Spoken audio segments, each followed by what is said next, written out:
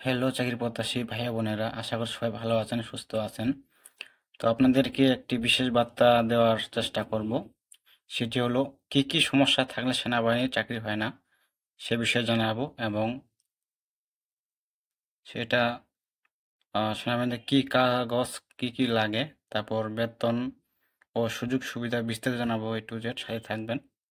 তো এটা মূল বিষয়, অনেকের জানার ইচ্ছা থাকে যে কি কারণে কি সমস্যা থাকলে সেনাবাহিনীর চাকরি হয় না।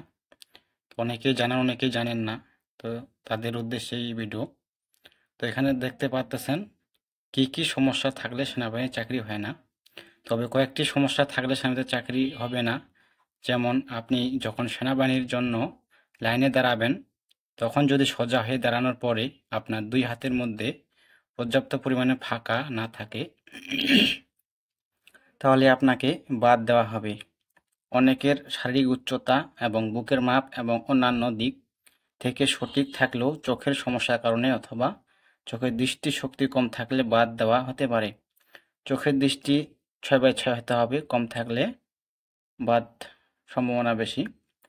তো তাছাড়া আপনার উচ্চতা পর্যাপ্ত পরিমাণে থাকার পরেও যদি পর্যাপ্ত পরিমাণে ওজন না থাকে, তাহলে এই ক্ষেত্রে আপনাকে যোগ বলে বিবেচিত করবে না, অযোগ্য বলে বিবেচিত করবে। তো নিজের ইচ্ছাকৃত শরীরে কোনো কাটা দাগ যদি তারা দেখতে পায়, অথবা বড় ধরনের অ্যাক্সিডেন্টের কারণে আপনার শরীরে যদি কোনো ধরনের কাটার দাগ থাকে, তাহলে বাদ দিতে পারে। তো মেডিকেল ডাক্তার যদি আপনাকে অযোগ্য বলে বিবেচিত করে, তাহলে কিছু করার নেই। এবং আপনার যদি নাকে পলিপাস থাকে, তাহলে আপনাকে সেক্ষেত্রে বাদ দেওয়া হবে। তো এটা হলো কারণ যে আহ, সমস্যা থাকলে সেনাবাহিনী চাকরি হবে না। তারপর দেওয়া আছে সেনাবাহিনীতে কি কি কাগজ লাগে, যেটা কাগজ লাগবে আপনাদের চাকরির ক্ষেত্রে। তো এখানে দেওয়া আছে সেনাবাহিনীতে যোগদানের সময় শিক্ষা যোগ্যতার মূল সনদপত্র অথবা মার্কশিট, প্রশংসাপত্র অথবা প্রবেশপত্র, অভিভাবকের সম্মতিসূচক সনদপত্র, নাগরিকত্ব ও চারিত্রিক সনদপত্র, নাগরিকত্ব ও চারিত্রিক সনদপত্র, জন্ম নিবন্ধন সনদপত্র এবং জাতীয় পরিচয়পত্র লাগে। এগুলো কাগজপত্র শারীরিক পরীক্ষার সময় সঙ্গে করে নিয়ে যেতে হবে। যখন আপনার শারীরিক পরীক্ষা করবে, তখন এই কাগজপত্রগুলো নিয়ে যেতে হবে। তো এটা মূল বিষয়।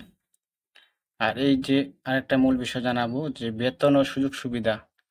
অনেকে জানতে চান যে কি কি সুযোগ সুবিধা থাকে সেনাবাহিনীর ক্ষেত্রে। তো অনেকেই জানেন, অনেকেই জানেন না। তো এখানে ক্লিয়ার করে দিই আপনাদেরকে।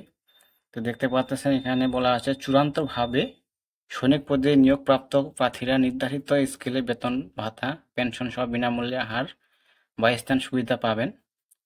তো এখানে দেওয়া আছে বেতন, ভাতা, পেনশন সহ বিনামূল্যে খাবার, বাসস্থান, অনেক সুবিধা পেয়ে থাকেন। আরও আছে এছাড়া মা বাবা ও শ্বশুর শাশুড়ির জন্য সম্মিলিত সামরিক হাসপাতালে চিকিৎসার সুবিধা। যে আপনি বিয়ে করছেন, শ্বশুর শাশুড়ি আছে, তাদেরকে বিনা চিকিৎসা করাবে। তারপর দেওয়া আছে বিনামূল্যে সরকারি পোশাক, ভর্তুকি মূল্য, রেশন এবং সেনাবাহিনী পরিচালিত পোশাক। পোশাক ফ্রি পাবেন, ভর্তুকি তো আছেই, রেশন আছে সাথে। তারপর বলা আছে শিক্ষা প্রতিষ্ঠানে সন্তানদের উচ্চ শিক্ষার সুযোগ রয়েছে। আপনাদের যে বাচ্চা কাচ্চা আছে, সন্তানদের উচ্চশিক্ষার সুযোগ রয়েছে। সাধারণ একজন সৈনিকের সাধারণ বেতন হয়ে থাকে ৯,৫০০ টাকা থেকে শুরু করে সর্বোচ্চ ২১,৫০০ পর্যন্ত হতে পারে।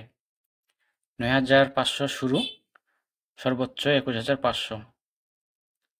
তো আবেদন যেভাবে করবেন, আবেদন করতে হবে অনলাইনের মাধ্যমে, দেখতে পাচ্ছেন। তো আবেদনের নিয়ম দেওয়া আছে। বাংলাদেশ সেনাবাহিনীতে আবেদন করতে হয় অনলাইনে, নিয়োগ ওয়েবসাইটের মাধ্যমে প্রকাশ করা হলেই সেখানে আবেদন করতে হয়।